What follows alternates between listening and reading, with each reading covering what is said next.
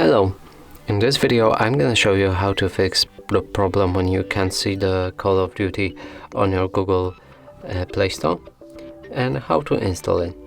So if you can't see it, like I'm just writing Call of Duty and I don't have the game right here, we'll need to go to our Google profile like that, then settings, family, parental controls, and disable parental controls. And right here you will need to type in the PIN, so if you know it, just type it in and press OK. Now if we go back and try downloading Call of Duty again, it's visible right here and we can install it. And that's it for this video. Hope you like it. Please consider subscribing to our channel, leave a like and a comment below.